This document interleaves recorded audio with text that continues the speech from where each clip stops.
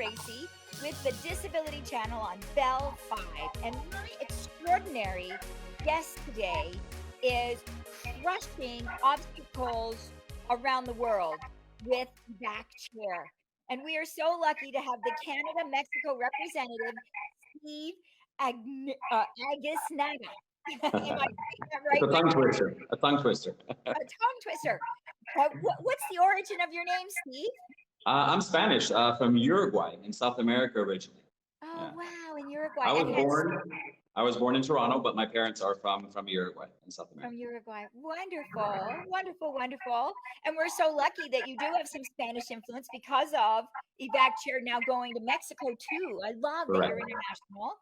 We certainly need this around the world. We do. And, you know, before the break, we watched this video of the 911 story of people using your manual evac chair. Yeah, that story really tells you a lot about the chair. He was on the 69th floor of the Twin Towers when the planes hit. Oh. And the crazy thing is they didn't even install the chair. The chair was still in the box. Oh.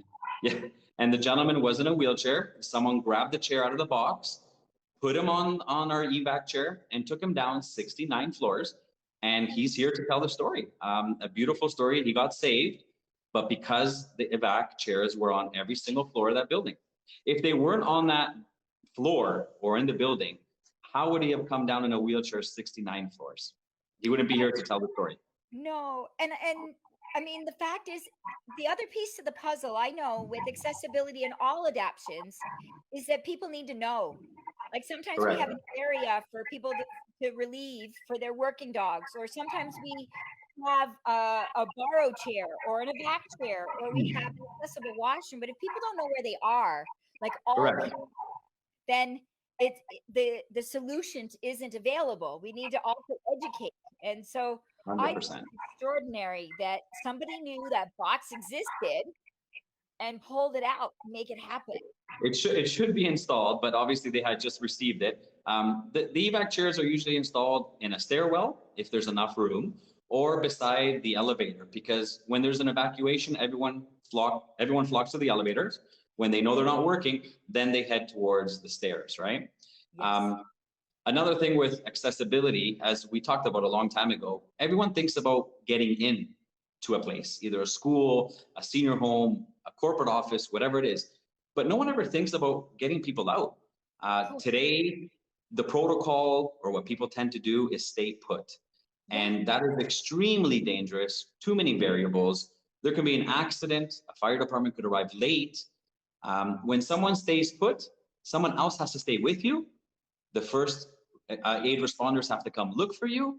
So many more lives are in danger. And actually, Tracy, I'm not sure if you're aware about the Grenfell Towers in Europe, what happened. No, please tell me. So it's about 4 or 5 years old now, but it's still in court because they did a stay put protocol in a high-rise tower. 71 people perished, sadly. 41% of them were people with disabilities. And they were told to stay put. And because the fire got out of control, 71 people died. Extremely sad.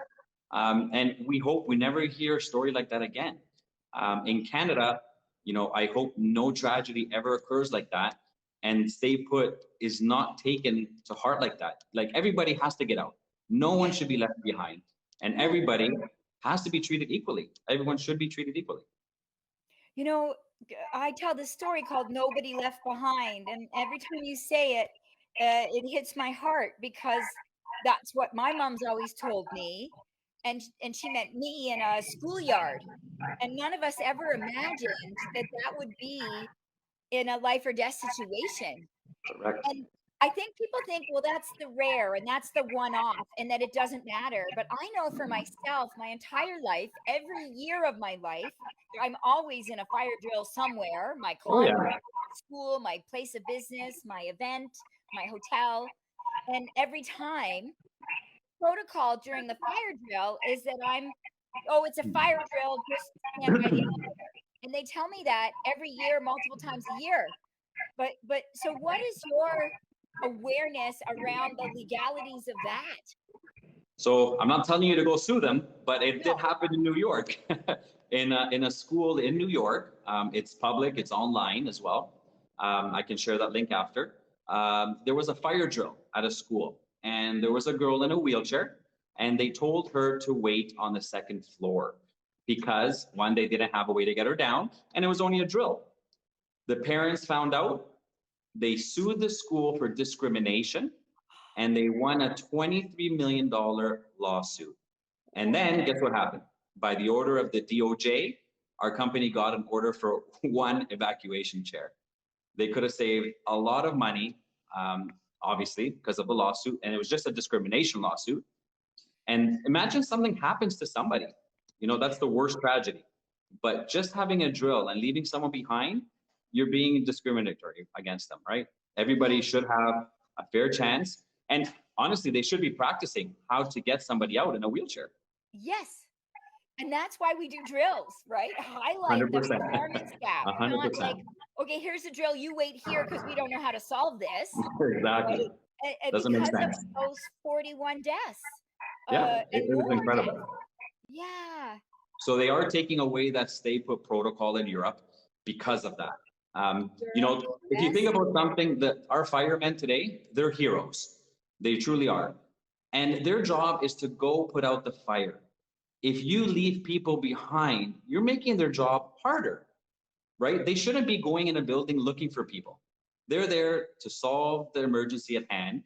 And how happy they would be arriving to a building and someone says, hey, everybody's out. Yeah. How many firemen die? How many firemen die going looking for people inside, right? Yeah, yeah. Oh my gosh, Steve, it has been really enlightening having you on the show today. Thank you. I know that all of our listeners are going to get out there and advocate and share EVAC Chair Canada. If you're in Canada, reach out to Steve. If you're anywhere in the world, Steve will hook you up in Toronto or anywhere in the world to help, at the very least, get a demo, get educated, because this is a lifesaver. And the reason that there's laws, the reason that they're winning lawsuits for discrimination is because it does cost lives. And so we need it not because it's the law, we need it because it's the life that's Correct. lost, and nobody is meant to be left behind. And Tracy, something else, the NFPA, the National Fire Protection Association, recommends having evacuation chairs. Also, the Disabilities Act of Ontario recommends having evacuation chairs. And something else, the Labor Code of Ontario or of Canada says that everybody has a fair right to have accessibility in, but also exiting. And I think a lot of people don't take that to heart. Yes. And the Canadian Disability Act is rolling out. And so it's just a matter of months, worst case a year, before people are going to be accountable in an even deeper way with the Canadian Disability Act. In Correct. America, there's the Americans with Disability Act. But around the world, we have the United Nations rights of nobody left behind. In other words, but basically, everyone has a right to not be left behind in the world. So, and human rights, there's all these legislations in the human rights world. So I love that you highlight, we've got our AODA and we have our labor laws and we have our building codes, but we definitely have our hearts and our brains. And we all know someone who is elderly, someone who's had a broken leg, someone that's pregnant, someone with a disability. We need these chairs, easy access around the world. Steve, thank you. Thank you for highlighting the easiness of this incredible chair and the solutions to live anywhere you want, basement or otherwise, with some of your other resources. And please thank Ian Singh, Mr. Singh, because he's an extraordinary, heartfelt HME mobility provider as well. One last shout out. Where do they find you, Steve?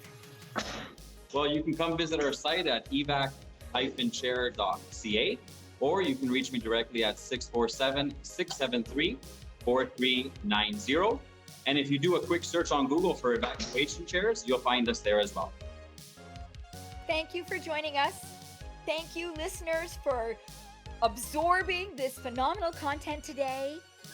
I am saying goodbye to our magnificent Steve Agisnaga